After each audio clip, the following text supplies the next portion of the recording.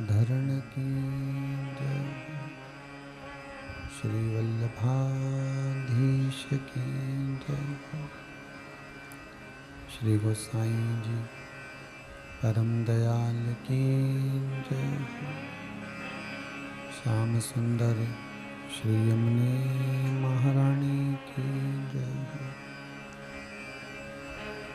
काशी विश्वनाथ भगवान की जय, गौरा महारानी की जय, श्री गणेश जी महाराज की जय, सरस्वती मात की जय, खेड़ापति सरकार की जय, कुबेरेश्वर महादेव की जय, संत सद्गुरुदेव गौ माता की जय, चिंता संतान हंतारो यत्पदानुऋणभा शयनं तनीचार्यानं प्रणमामि मुहुर्मुहुः। यदुमृतो जन्तुः सर्वदुःखातिगो भवेत् तमं सर्वदा वन्दे श्रीमद्वल्लभनन्दनम्। अज्ञानतिमिरागास्य ज्ञानञ्जनशलाकया चक्षुरुन्मीलितेन तस्मै श्रीगुरवे नमः। नमामि हृदये शेषशैलाचरब्धीशयनं लक्ष्मीसहस्रलीलाम्भिः सेव्यमानं कलानिधिं। चतुर्भीष्व षड्विजायते योऽसौ पञ्चदा हृदये मम। बोल विश्वनाथ भगवान की।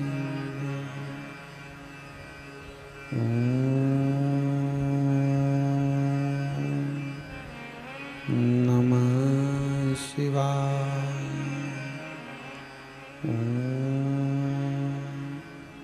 नमः शिवाय। नमः शिवाय। नमः शिवाय। नमः शिवाय।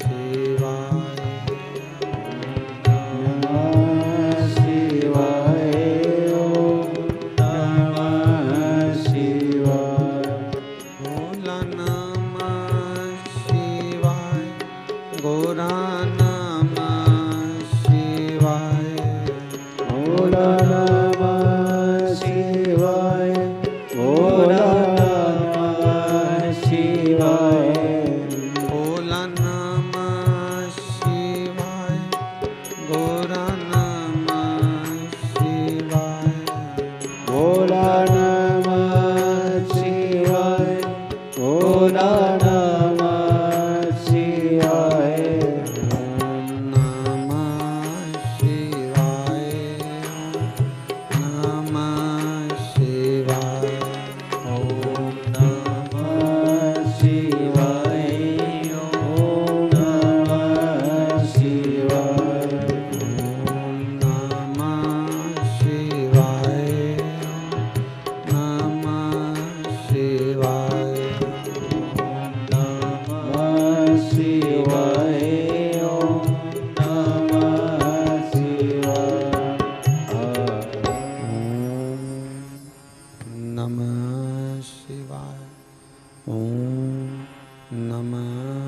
शिवाय।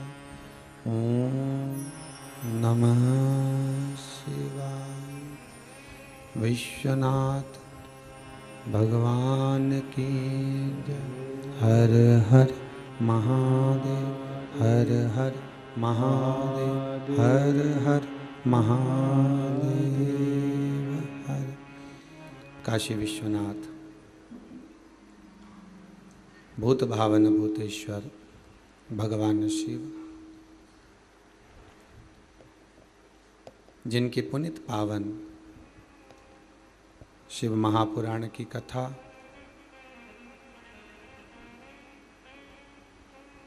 श्रवण करने का सौभाग्य बाबा देव अधिदेव महादेव की कृपा से, दया से श्रावण के इस पावन महीने में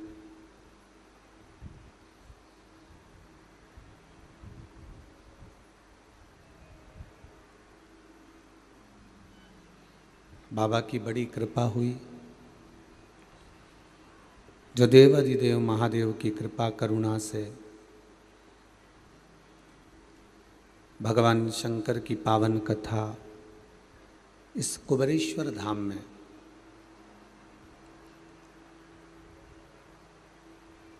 बाबा कुबेरेश्वर की कृपा से, शिव करुणा सागर करुणा करने वाले भूत भावन भूतेश्वर की कृपा से अपन सभी को आस्था चैनल के माध्यम से, फेसबुक यूट्यूब के माध्यम से श्रवण करने का सौभाग्य प्राप्त हुआ है।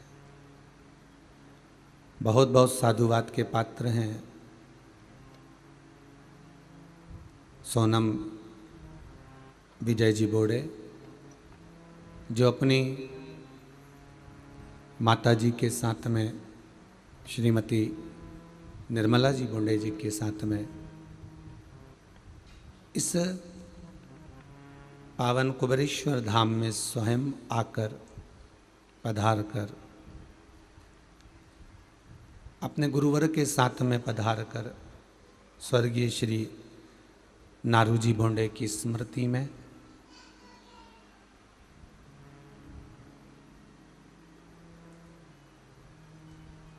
छिंदवाड़ा से यहाँ पहुंचकर भगवान शिव की कृपा से, करुणा से शिव महापुराण की कथा संपूर्ण बोंडे परिवार छिंदवाड़ा इस पावन कथा का रसस्वादन कराकर अपने जीवन को सार्थक बना रहे हैं, पूर्वजों का उद्धार कर रहे हैं।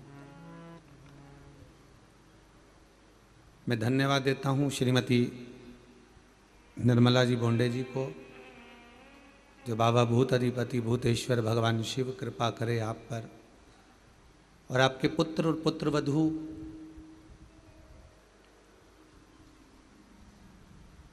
विजय जी और सोनम जी, जो इस पावन शिव महापुराण की कथा को करवाकर अपने पूर्वजों को पार लगा रहे हैं। साथ में ही विराजमान नित्य आनंद करने के लिए विराज रहे हैं।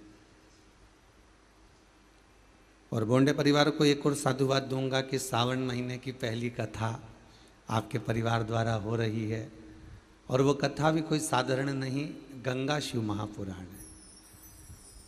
शिव पुराण के छोटा सा एक संबोधन को लेकर, एक शब्द को लेकर उस कथा के आनंद को पाने के लिए अपन सब आगे बढ़ेंगे। पहले गुरु शिव महापुराण की कथा को अपन ने सुना, गुरु के महत्व को जाना।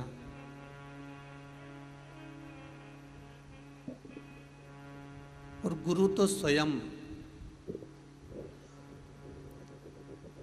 गुरु सतगुरु संत साधु सन्यासी तपस्वी साधक उपासक, ये जितने भी हैं ये स्वयं चलते फिरते तीर्थ हैं, स्वयं चलते फिरते गंगा ही है।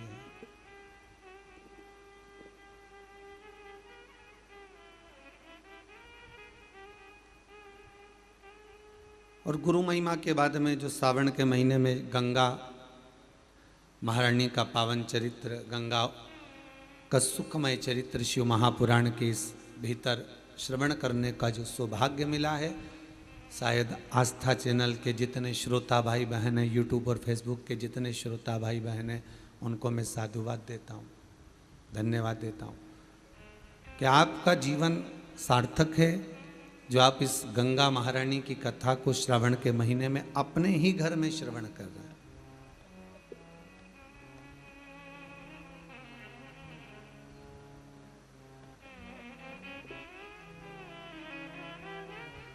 गंगा किसको तारती है?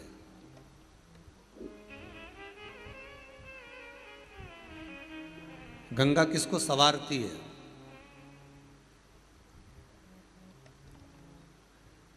किसी ने कहा कि प्राण छूटे और गंगा जी में ले जाकर अस्थियों को छोड़ दो तो गंगा मोक्ष देती है। विष्णु पुराण में, गर्ग संहिता में, देवी भागवत में, शिव महापुराण में, स्कंद पुराण में लेख लिखे हैं कि गंगा जी ने शंकर जी से वर मांगा था कि मेरे जल में जब तक जीव की अस्थियां पड़ी रहेंगी तब तक वो जीवात्मा वैकुंठ का भोग भोगेगी।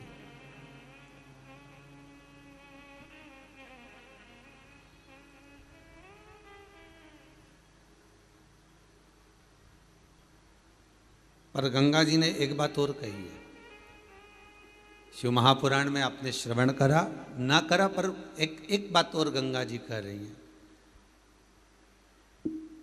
कि मैं तार दूंगी, मैं पापी से पापी जीव का उद्धार कर दूंगी, मना नहीं है। वैसे भी तो भारत की भूमि तो पावन पावन नदियां सारी की सारी जितनी भी हैं ये भारत की भूमि पर है।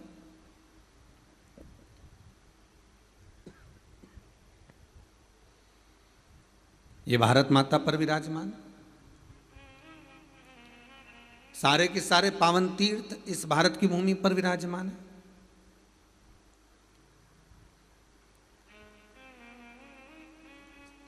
पुण्यमय नदियां, पुण्यमय तीर्थ, पुण्यमय तालाब, सरोवर जितने भी हैं ये सब इस भारत की भूमि पर हैं। एक बात पहले कथा में कही थी, आपको शायद याद होगा, जितने लोग आस्था पर कथा सुन रहे हैं आप लोगों के ध्यान में होगा कि पहले कहा था विदेश में अगर कोई मरता है तो उसको डेड बॉडी कहते हैं कि ये मर चुका है, ये डेड बॉडी।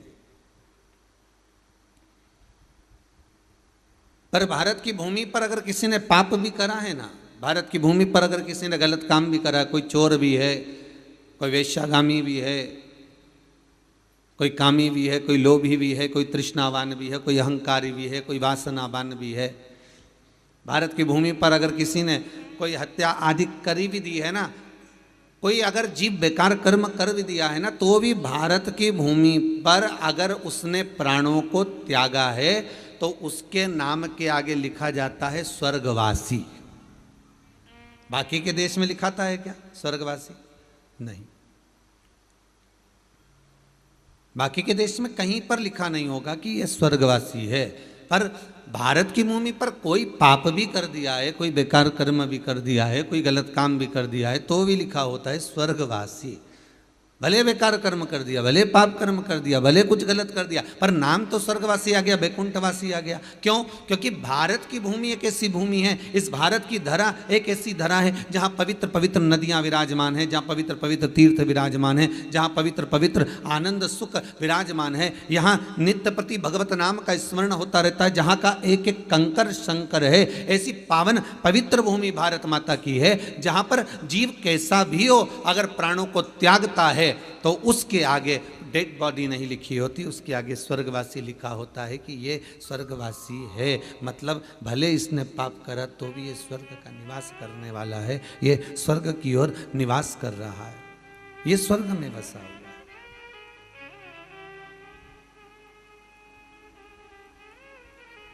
पवित्र भूमि,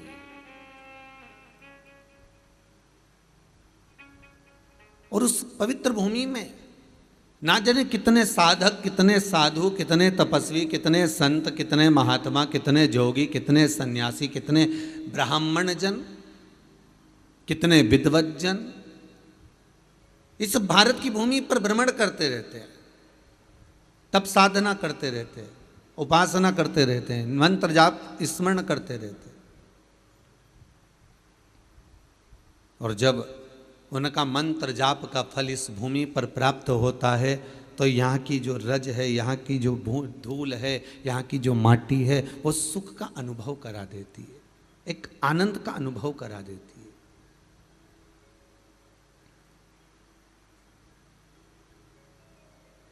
श्री भागीरथ बाबा गंगा जी को लेकर आए।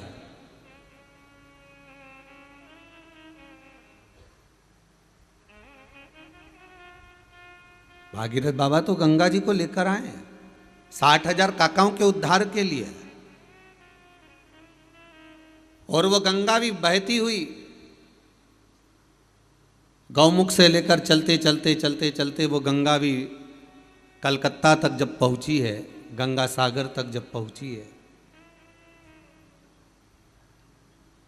तो उसके घाट पर, उसके तट पर, गंगा महारानी के किनारे पर जितने जितने भक्त, जितने साधु, जितने सन्यासी, जितने साधक, जितने उपासक, जितने जीव रह रहे हैं, ये गंगा उनका कल्याण कर रही है। और जो उसकी शरणागति में जा रहा है, गंगा उसका उद्धार कर रही है। और धन्यवाद दूंगा मैं विजय जी आपको, बोंडे परिवार को, सोनम विजय जी बोंडे परिवार को, कि बहुत बहुत साधुवादता है कि गंगा केवल उस घाट पर ही रह रही हैं, जीवों का आनंद दे रही है, और जो उसके चरणों में चले गया उसको आनंद प्रदान कर रही है। पर गंगा शिव महापुराण की कथा आपने कराकर ये संपूर्ण विश्व में, देश ही नहीं विदेश में भी जो इस कथा का आनंद सुख पा रहे हैं, इस कथा के माध्यम से श्रावण के महीने में ये गंगा लोगों के घर घर तक पहुंचा दी है आपने, उसके लिए बहुत बहुत साधुवाद, बहुत बहुत धन्यवाद। शिव महापुराण के रूप में गंगा शिव महापुराण घर घर तक पहुंचे।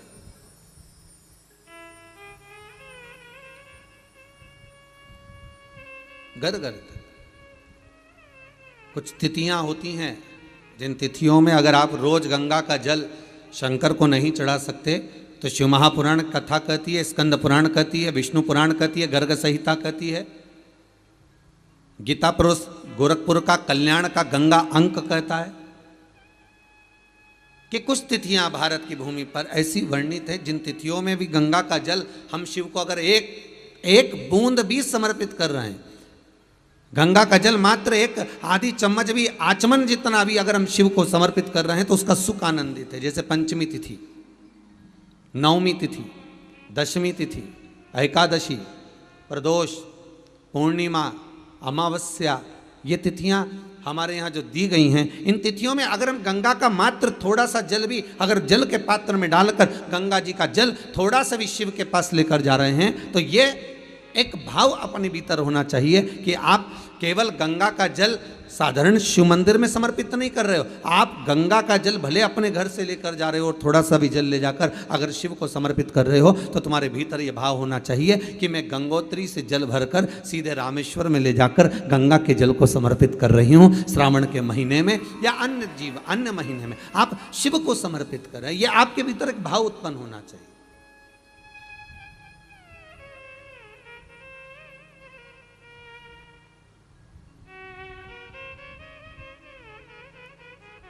एक बड़ा सुंदर संवाद है महाराज।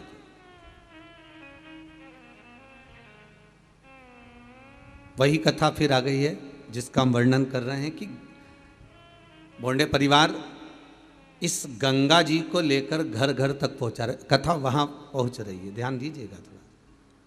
वहां गौमुख से निकली, गंगोत्री से निकली, चलते चलते चलते चलते वो गंगा सागर तक पहुंची है। हरिद्वार, ऋषिकेश, प्रयागराज सब जगह से निकलती हुई चली गई है, पर केवल वहीं तक नहीं, जन जन तक।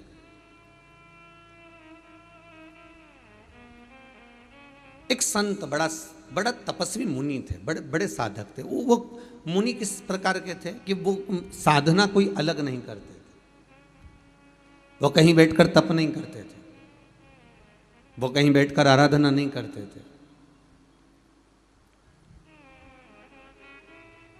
तो फिर गुरुदेव आप कह रहे हो कि मुनि है, तपस्वी है, साधक है, उपासक है, और आप एक तरफ से कह रहे हो कि ना तो वो तप कर रहा है, ना वो साधना कर रहा है, ना बैठकर कोई यज्ञ कर रहा है, ना कोई बैठकर अनुष्ठान कर रहा है, फिर मुनि साधक उपासक कैसे हो गया? फिर तो इतना कह सकते हैं कि एक केवल एक ब्राह्मण है जो पूजन आदि में लगा हुआ है। नहीं नहीं नहीं, शिव महापुराण की कथा कहती है कि वो एक मुनि, एक साधक है, ब्राह्मण कुल में जन्मा, पर बड़ा तपस्वी। तपस्वी किस चीज का था? तो शिव पुराण कहती है उसको एक तप साधना थी कि वो कहीं अगर भगवान की कथा होती थी, कहीं अगर शिव महापुराण मिल जाए, कहीं भागवत पुराण मिल जाए, कहीं रामायण मिल जाए, कहीं गीता मिल जाए, कहीं भगवान का गुणानुवाद करना मिल जाए, या कोई संतों का सानिध्य या संतों का समागम अगर कहीं प्राप्त हो जाए, कहीं भगवत चर्चा प्राप्त हो जाए, तो उस जगह पर जाकर बैठ जाता था।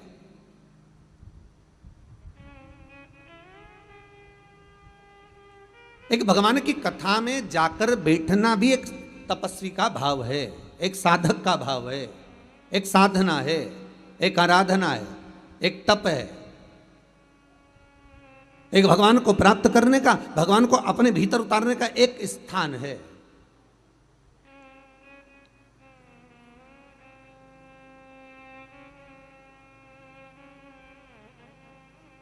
महाराज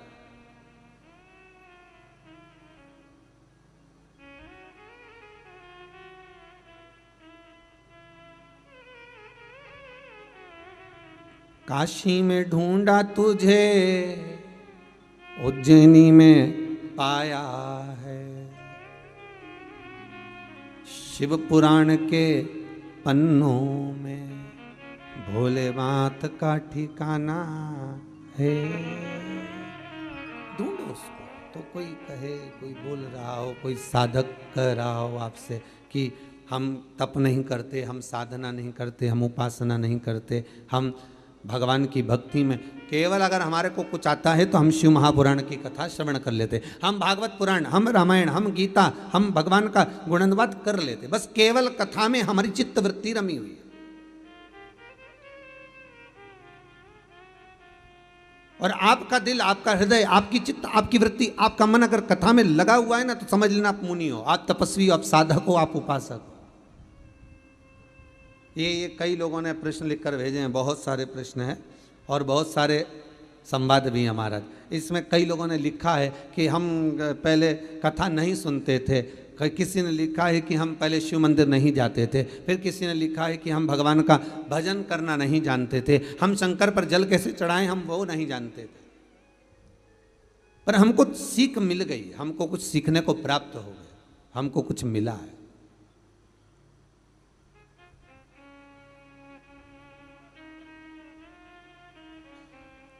हमको कुछ मिल गया उससे, शिव महापुराण से हमको कुछ प्राप्त हो गया, और ऐसा प्राप्त हुआ है, ऐसा सुख प्राप्त हुआ है, ऐसा आनंद प्राप्त हुआ है कि वो फिर हमारी हृदय में, हमारी चित्त में, हमारी वृत्ति में वो समा गया, वो हमारे भीतर उतर गया। वो मुनि नहीं है, वो तपस्वी नहीं है। ना उसने बैठकर कोई साधना करी है, ना उसने बैठकर कोई तप करा है, ना उसने बैठकर कोई साधना करी, ना तप करा, ना साध्या, कुछ भी नहीं करा, फिर भी उसको मुनि कहा गया, फिर भी उसको तपस्वी कहा गया, फिर भी उसको साधक कहा गया। कारण क्या था? बस एक कारण था कि जहां कथा होती थी वहां चले जाता था।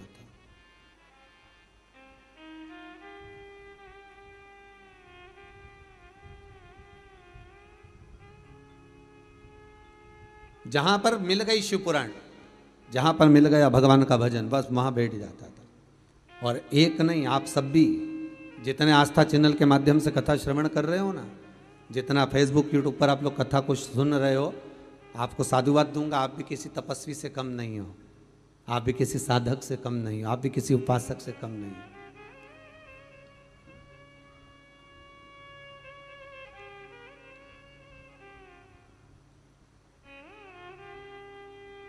तीन घंटा एक आसन से एक जगह बैठकर कथा का रसस्वादन जरा करिए, कथा को जरा अपने भीतर उतारिए और चित्त को, वृत्ति को, मन को, हृदय को, दिल को भगवान में जरा लगा कर रखिए,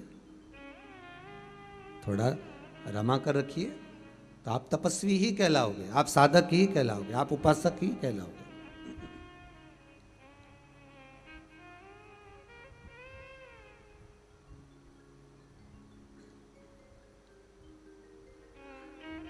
आपकी उपासना हो गई। वो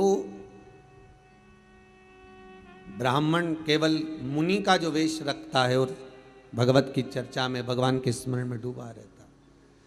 4 संत निकल कर जा रहे थे, बड़े जटाजूट बंधे हुए थे, बड़ी माला कंठी पहने हुए थे, बहुत माला धारण करे, चंदन लगाया हुआ है, खूब सावधान, बहुत साधु सन्यासी का वेश धरे हुए। और ये व्यक्ति कहीं से शिव महापुराण की कथा, कहीं से भगवान की चर्चा कर कर आ रहा था। और इसके पास में वो जो जाने वाले व्यक्ति थे, उन्होंने 4 संतों ने आकर पूछ लिया, भैया ओ भैया, तुम मुनि के वेश में लग रहे हो, तुम तपस्वी के वेश में लग रहे हो, वस्त्र भी तुम तपस्वी ऐसा धारण कर कर रखे हो, पर एक मन में एक प्रश्न है, हम यहां से हरिद्वार जाना है, आप हमको रास्ता बता दोगे क्या हरिद्वार जाने का? उसने पूछा काहे के लिए जाना है? अरे गंगा का स्नान करने जाना है हमको। अच्छा अच्छा अच्छा, गंगा स्नान के लिए जा रहे हो? हाँ चले जाओ, यहाँ हमको देखो, हम जानते तो नहीं हैं, तो आप इस गांव के नहीं हो क्या? हम गांव के ही हैं। कितने साल हो गए गांव में रहते रहते? लगभग हमको हो गए 50 साल 100 साल। हमारे दादा वगैरह भी यहीं रहते थे, पर हम जब पैदा हुए हमारी उम्र हमारी 50 साल की हो गई, हम कितने साल से रह रहे हैं। अच्छा ठीक है, तो तुम्हें यह नहीं मालूम कि हरिद्वार का रास्ता कौन सा है? गंगा किधर है आपको मालूम नहीं है क्या? उसने हाथ जोड़कर कहा, भैया देखो बात इतनी सी है कि मैं गंगा माता को नमन करता हूं, मैं गंगा के चरणों को पावन समझता हूं, मैं गंगा के चरणारविंद का स्मरण करता हूं, मैं गंगा जी को अपने मस्तक पर चढ़ाता हूं, पर सबसे बड़ी बात केवल इतनी सी है कि मैं आज तक गंगा को नहाने के लिए नहीं गया। कितने दूर है यहां से? पूछा, बस मैंने सुना है यहां से 42 किलोमीटर की दूरी पर गंगा जी है। 42 किलोमीटर दूरी पर ना, और तुम कभी नहाने नहीं गए? नहीं नहीं नहीं नहीं, मेरा जाना नहीं हुआ। तो गंगा का रास्ता तो देखा होगा? पता नहीं, पर तो लोग कहते हैं इधर से जाते हैं, लोग कह रहे हैं इधर से जाते हैं। अब मैंने देखा तो है नहीं, मैंने जानता तो नहीं। अच्छा अच्छा, ठीक ठीक ठीक। संतों को आ गया क्रोध, चारों संतों ने मिलकर एक साथ कहा, कैसा मूर्ख है, कितना पागल व्यक्ति है, 42 किलोमीटर दूर गंगा जी विराज रही है, 42 किलोमीटर दूर गंगा विराजमान है, और 42 किलोमीटर दूर ये आज तक गंगा नहाने नहीं गया, तो इसके बराबर पापी कौन होगा?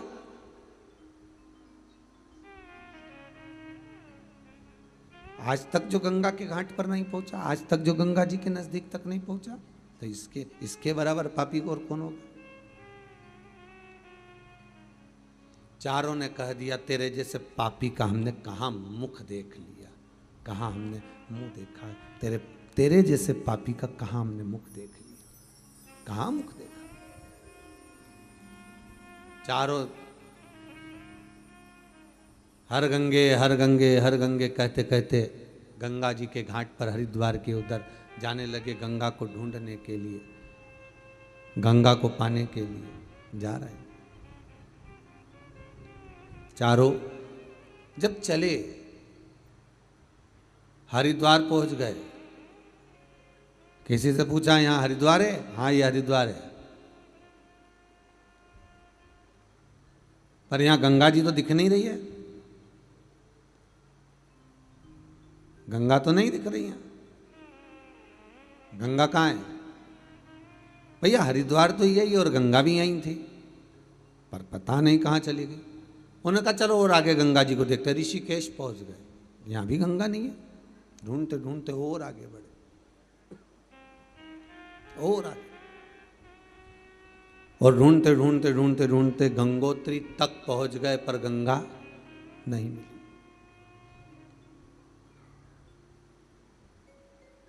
गंगोत्री में जाकर इन्होंने किसी तपस्वी से पूछा, यहां गंगा है? हाँ, ये गंगोत्री है, ये गंगोत्री, और यहां तो गंगा रहती है, तो हमें तो गंगा दिख नहीं रही है, कहीं गंगा नजर आ नहीं रही है। फिर गंगा गई कहां? पता नहीं। तपस्वी से पूछा कि गंगा कहां है, तो तपस्वी बोलते गंगा तो यही है, पर हमको लगता है कि तुम 4 संतों ने ज्ञान गंगा का अपमान कर दिया। किसी मुनि का, तपस्वी का, साधक का, उपासक का तुम अपमान कर कर आए, और उस तपस्वी का तुमने जो अपमान करा है, उस मुनि का जो तुमने अपमान करा है, उस मुनि के अपमान के तक तुमको गंगा का दर्शन नहीं मिल रहा। बहुत ध्यान देना महाराज, ये शिव ज्ञान गंगा है, और वो अविरल बहने वाली विष्णुपदी भागीरथी एक गंगा वो है। एक ये ज्ञान गंगा है, और एक भागीरथी विष्णुपदी एक वो गंगा है।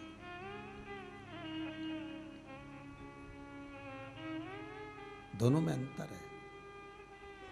कभी आपके भीतर ये गम नहीं होना चाहिए, कभी आपके भीतर ये भाव नहीं उत्पन्न होना चाहिए कि मैं गंगा नहीं गया। अगर जो शिव महापुराण की कथा में रमे हुए हैं ना, जो शंकर की कथा को रोज प्रतिदिन श्रवण कर रहे हैं, भगवान की भक्ति को जो धारण कर रहे हैं, भगवान की कथा को जो नित्य श्रवण कर रहे हैं, उनके भीतर ये भाव जागृत होना चाहिए कि गंगा मेरे से दूर नहीं, गंगा मेरे करीब में है।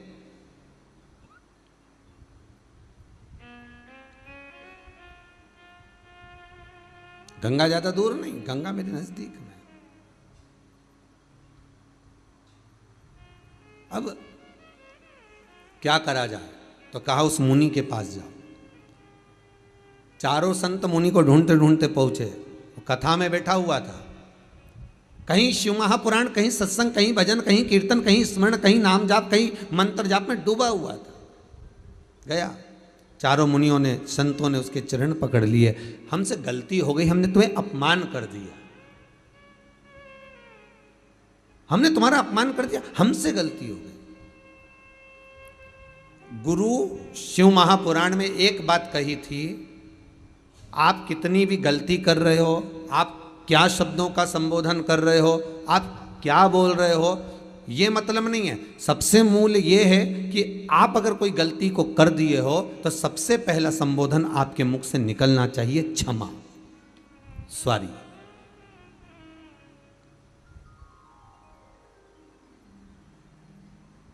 एक बात आपको कही थी गुरु महिमा में कि घर से जब निकला करो ना, तो भगवान देव अधिदेव महादेव का नाम लेकर श्री शिवाय नमस्तुभ्यम। घर से जब निकलो, कोई कार्य के लिए जा रहे हो तो आप श्री शिवाय नमस्तुभ्यम का स्मरण कर कर जाइए। आप किसी काम के लिए आगे बढ़ रहे हो, श्री शिवाय नमस्तुभ्यम का स्मरण कर कर जाइए। जिस समय आपके मुख से श्री शिवाय नमस्तुभ्यम का स्मरण हो जाए, या शिवलिंग का स्पर्श हो जाए, या शंकर का अनुमोदन कर कर ओम नमः शिवाय बोलकर, या राम बोलकर, कृष्ण बोलकर, शिव बोलकर, आपके भीतर जो रमा हुआ है, आप राम को मानते हैं, आप राम को माने, हम मना नहीं करेंगे। आप कृष्ण को माने तो कृष्ण को माने, हम मना नहीं करेंगे। आपका दिल जिससे लगे, आपका चित्त वृत्ति जिससे लगे। अरे मन कर रहा है तुम्हारा चाउमीन खाने का, और कोई तुमको पानी पतासा खिला दे तो नहीं, हम तो आपको पानी पतासा ही खिलाएंगे, चाहे कुछ भी हो जाए। हम चाउमीन माउमीन नहीं खिलाएंगे, बस बात खत्म तो खत्म। आपका मन हो तो खाइए। तो आपके मन में क्या होगा बताओ? बड़ी मुश्किल से तो होटल लेके गए हैं, मैं 3 दिन से प्राण खा रही है ना कि चलो चलो होटल, चलो चलो भोजन करेंगे, चलो चलो, और लेके भी आए तो अब अपने हमारे मन का ना खिला रहे, और मालूम पड़े पानी पतासा खिला दिया। पानी पतासा भी कितना खिलाया, वो गुपचुप, वो गोलगप्पे कितने खिलाए, तो के इसको बस केवल 4 दे देना हो, केवल 4, ओनली 4, इससे ज़्यादा नहीं। अब उसके मन में आया, बताओ इतनी दूर लेकर आया एक तो, इतनी दूर लेकर आया, होटल में लाया, भोजन कराता, कोई अच्छा अच्छा जो सामग्री वो खिलाता, पर केवल होटल वाले से इसको 4 गोलगप्पा देना बस, इससे ज़्यादा मत देना। और पत्नी ने कहा कि तुम 4 ही क्यों खिला रहे हो? तो पति बोला एक तेरी बचपन का, एक जवानी का, एक अधेड़ी का और एक बुढ़ापे का, खत्म काम, एक कई बार में चारों में निपटा दिया।